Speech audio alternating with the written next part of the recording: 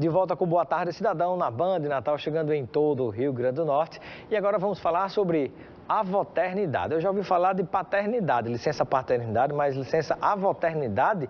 O que é isso, doutor Renato Mendonça? Bem-vindo ao nosso Boa Tarde Cidadão. Muito obrigado, Robson. Bem-vindo e boa tarde a todos vocês telespectadores. O que é a avoternidade? Bem, a avoternidade nada mais é do que uma atualização da CLT, conforme já há uma previsão no Estatuto da Criança e Adolescente. O que é isso? É o direito de o avô materno ou avó materna usufruir de uma licença maternidade por 5 dias para cuidar do seu neto, desde que o pai não tenha sido declarado na certidão de nascimento. Em suma, é isso.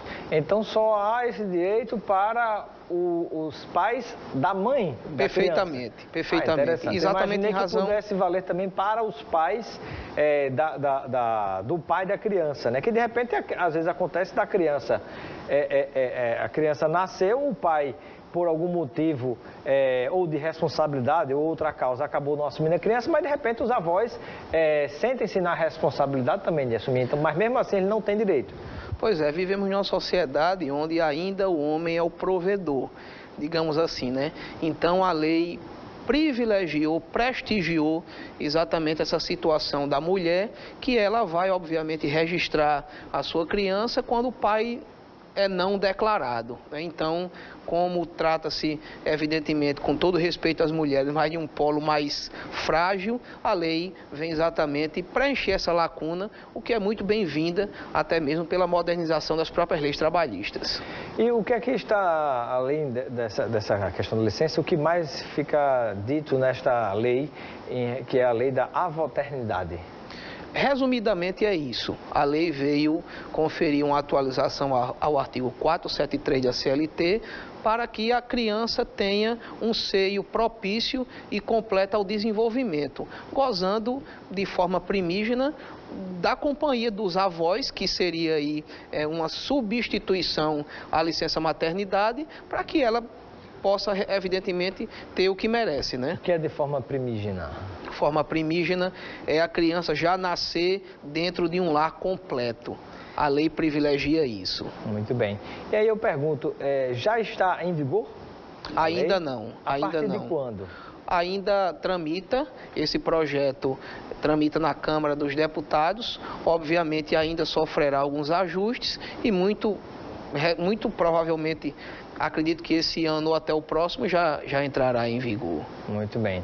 E aí eu gostaria de saber, né, falando um pouquinho sobre um outro assunto interessante, que é o dia a dia pós aprovação das leis da reforma trabalhista. Alguns têm elogiado, outros têm criticado, e eu gostaria de saber, como advogado, certamente de uma das duas partes que deve atuar, qual é a sua opinião, a sua posição em relação às principais mudanças da legislação trabalhista.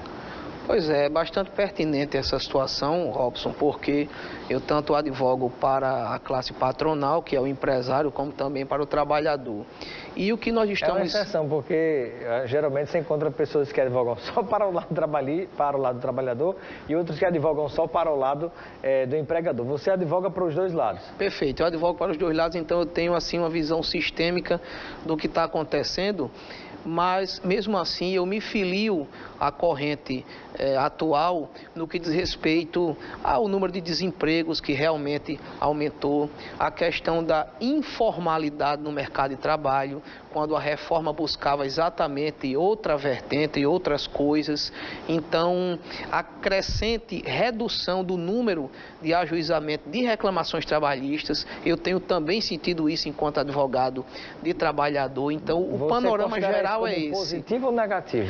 Negativo. Esses pontos que eu falei são bastante negativos. Porque me parece que há uma cláusula nesta lei que inibe as pessoas que encontram uma perspectiva de direito de irem em busca, irem em defesa deste direito, porque se porventura perder, teriam que pagar alguns valores muito altos. E geralmente a classe trabalhadora, que já sofre, inclusive, em situações de desemprego, não teria condição de bancar, né? Pois é o fenômeno da sucumbência, aquela verdadeira situação de quem perde paga, né? Obviamente, o trabalhador vai à Justiça do Trabalho em busca de receber o que lhe é devido, mas com receio de ter que pagar, além de não receber, há obviamente um muro, um óbice em relação a esse dever de ação que o trabalhador tem, esse direito de ação, melhor dizendo, que o trabalhador tem e dispõe. Pois é, né? E aí vem me lembro daquele livro de Rudolf von Ehring, né, que é um dos filósofos do direito, quando o nome do livro é A Luta pelo Direito, né? Quando você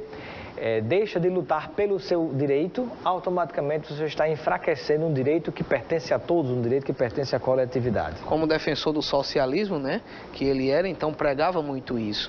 E a reforma trabalhista veio, de certa forma, podar esse acesso, combatendo alguns excessos, é bem verdade, do trabalhador à Justiça do Trabalho. E eu gostaria de saber, na sua avaliação, qual foi a principal mudança positiva e a principal mudança negativa da legislação trabalhista. Pois é, falando positivamente, veio a conferir uma possibilidade tratativa mais ampla e aberta entre patrão e empregado, desde que isso ocorra dentro dos limites, obviamente, da realidade e da legalidade, né? E um ponto negativo, já que falamos de tantos outros, eu apontaria, por exemplo, a questão do enfraquecimento dos sindicatos. É um ponto muito negativo, é um ponto nefasto que, sem sombra de dúvida, vai realmente contribuir para que haja um dano muito maior aos direitos dos trabalhadores. Muito bem. Bom, eu quero agradecer a sua participação no nosso Boa Tarde Cidadão. Seja sempre bem-vindo e eu deixo um momento final para suas despedidas junto ao povo de Natal e do Rio Grande do Norte. Receba aqui um kit de produtos Lucena para você aproveitar com seus amigos e familiares. Muito obrigado. Estamos sempre à disposição. Muito bem. E daqui a pouquinho, depois do intervalo, voltaremos conversando com o Francisco Solano de Andrade. Ele é empresário e sócio da franquia Guarde Mais. O que é isso? Detalhes daqui a pouquinho no nosso Boa Tarde Cidadão. Até logo.